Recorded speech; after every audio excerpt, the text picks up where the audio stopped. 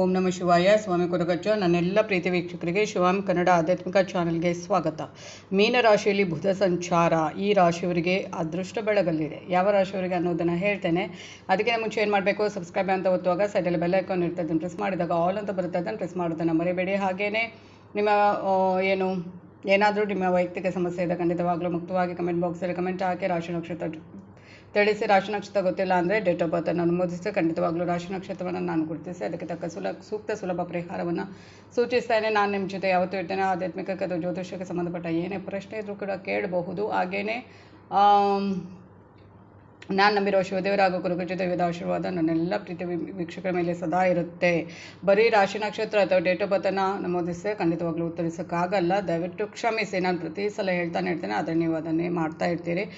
ನಿಮ್ಮ ಸಮಸ್ಯೆ ಏನು ಅಂತ ಬರೆದು ಕಳಿಸಿ, ಖಂಡಿತವಾಗ್ಲೂ ಉತ್ತರಿಸ್ತೇನೆ.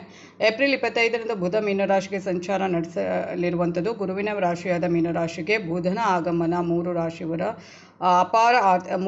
ಅಪಾರ ಆರ್ಥಿಕ ಲಾಭ ಪಡೆದುಕೊಳ್ಳಲಿದ್ದಾರೆ. ಜ್ಯೋತಿಷ್ಯದ ಪ್ರಕಾರ ಕಾಲಕಾಲಕ್ಕೆ ಗ್ರಹಗಳು ನೇರ ಸಂಚಾರ, ಹಿಮ್ಮುಖ ಸಂಚಾರ ಮಾಡ್ತಾನೆ ಇರುತ್ತೆ. ಅದರಿಂದ ರಾಶಿಗಳ ಮೇಲೆ ಪರಿಣಾಮ ಉಂಟಾಗುವಂಥದ್ದು. ಏಪ್ರಿಲ್ 25ರಂದು ಸಂಜೆ 5:49ಕ್ಕೆ ಗ್ರಹಗಳ ರಾಜಕುಮಾರ ಬುಧ ಮೀನರಾಶಿ ಪ್ರವೇಶ ಮಾಡಲಿರುವಂಥದ್ದು. ಅಲ್ಲಿ ಸಂಚಾರ ನಡೆಸಲಿರುವಂಥದ್ದು. ಬುದ್ಧಿವಂತಿಕೆ ಸಂಕೇತವಾದ ಬುಧನ ಈ ಸಂಚಾರದಿಂದ ಮೂರು ರಾಶಿಗಳು ಅಪಾರವಾದ ಆರ್ಥಿಕ ಲಾಭ ಗಳಿಸಿಕೊಳ್ಳಲಿದ್ದಾರೆ. ಹಾಗೆಯೇ ಅವರ ಅದೃಷ್ಟ ಅವರನ್ನು ಉನ್ನತಿ ಕಡೆಗೆ ಕರೆದುಕೊಂಡು ಹೋಗಲಿದೆ. ಈ ಸಮಯದಲ್ಲಿ ಅವರು ವೃತ್ತಿ ಉದ್ಯಮದಲ್ಲಿ ಪ್ರಗತಿ ಸಾಧಿಸಬಹುದಾಗಿದೆ. ಅಂದರೆ ನಾನು ಪ್ರತಿ ಸಲ ಹೇಳ್ತೇನೆ, ಒಂದೊಂದು ಗ್ರಹ ಸಂಚಾರ 12 ರಾಶಿ ಕೂಡ ಅದರ ಒಂದು ಪರಿಣಾಮ ಇರುವಂಥದ್ದು. ಆದರೆ ಕೆಲವೊಂದು ಗ್ರಹಗಳ ಸಂಚಾರ ಕೆಲವೊಂದು ರಾಶಿಯವರಿಗೆ ತುಂಬಾ ಒಳ್ಳೆಯದಾಗುವಂಥದ್ದು. ಆದರೆ ಈ ಒಂದು ಗ್ರಹದ ಸಂಚಾರ ಮಿಥುನ ರಾಶಿಗೆ ಯಾವ ಥರ ಇರುತ್ತೆ ಅಂದರೆ, ಬುಧನ ಸಂಚಾರ ವಿದ್ಯಮಾನದಿಂದ ಅಪಾರ ಲಾಭ ಪಡೆಯುವ ಒಂದು ರಾಶಿ ಮಿಥುನ. ನೀವು ಈ ಸಮಯದಲ್ಲಿ ನಿಶ್ಚಿಂತರಾಗಿ ಇರಬಹುದು. ಮೂಲತಃ ಬುಧ ನಿಮ್ಮ ರಾಶಿಯ ಅಧಿಪತಿ, ಹಾಗಾಗಿ ನಿಮಗೆ ಒಳಿತು ಉಂಟು ಮಾಡಲಿರುವಂಥದ್ದು. ಈ ಸಮಯದಲ್ಲಿ ನೀವು ವೃತ್ತಿ ಜೀವನದಲ್ಲಿ ಅಗಾಧವಾಗಿ ಬೆಳವಣಿಗೆ ಹೊಂದುವ ಸಾಧ್ಯತೆ ಇರುವಂಥದ್ದು. ಕೆಲಸಕ್ಕೆ ಭಾರಿ ಪ್ರಶಂಸೆ ಪ್ರಾಪ್ತವಾಗಲಿದೆ. ಹೊಸ ಜವಾಬ್ದಾರಿ ಹೊರುವ ಅವಕಾಶ ಸಿಕ್ಕಿತು. ಉದ್ಯಮದಲ್ಲಿ ಇರುವವರಿಗೂ ಇದು ಉತ್ತಮ ಕಾಲ. ಅಪಾರವಾದ ಲಾಭ ಉದ್ಯಮಗಳು ಪಡೆಯಬಹುದು. ಹೊಸ ಉದ್ಯೋಗ ಹುಡುಕುತ್ತಿರುವವರಿಗೂ ಈ ಸಮಯದಲ್ಲಿ ಒಳಿತಾಗಲಿದೆ. ನೀವು ಬಯಸಿದ ಉತ್ತಮ ಉದ್ಯೋಗವೇ ನಿಮಗೆ ದೊರಕಲಿದೆ. ಇದರಿಂದ ಬೆಳವಣಿಗೆ ಹೊಂದುವುದು ಸಾಧ್ಯವಾಗಲಿದೆ.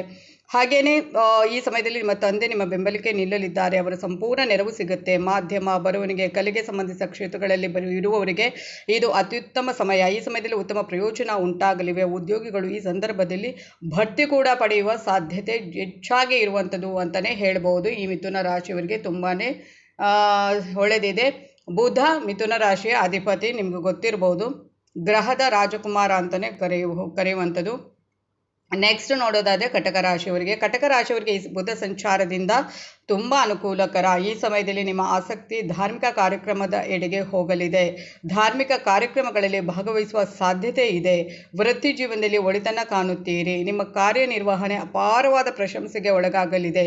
ಉದ್ಯಮಿಗಳು ಲಾಭ ಪಡೆಯುವತ್ತ ಗಮನ ಹರಿಸಲಿದ್ದಾರೆ. ಕೌಟುಂಬಿಕವಾಗಿ ನೆಮ್ಮದಿ ಹೊಂದಲಿದ್ದೀರಿ. ಎಲ್ಲರ ಪ್ರೀತಿ ಗಳಿಸುತ್ತೀರಿ. ಸಂಗಾತಿಯೊಂದಿಗಿನ ನಿಮ್ಮ ಸಂಬಂಧ ಸುಮಧುರವಾಗಲಿದೆ. ಹೆಚ್ಚು ಸಮಯ ಕಳೆದಷ್ಟು ಪ್ರೀತಿಸುವುದೇ ಹೆಚ್ಚು ಅರಿಯಲಿದೆ. ಈ ಸಂದರ್ಭ ನಿಮಗೆ ಅನುಕೂಲಕರವಾಗಿರುವುದರಿಂದ ನೀವು ದೇಶ ವಿದೇಶ ಪ್ರಯಾಣ ಹೋಗುವ ಸಾಧ್ಯತೆ ಕೂಡ ಬಹಳ ಇದೆ. ಅದರಿಂದ ಪ್ರಯೋಜನ ಕೂಡ ಇದೆ. ಸ್ಪರ್ಧಾತ್ಮಕ ಪರೀಕ್ಷೆಗೆ ತಯಾರಿ ಮಾಡುವಂಥವರು ವಿದ್ಯಾರ್ಥಿಗಳು ಈ ಸಮಯದಲ್ಲಿ ಉತ್ತಮ ಫಲವನ್ನು ಪಡೆಯಲಿದ್ದೀರಿ.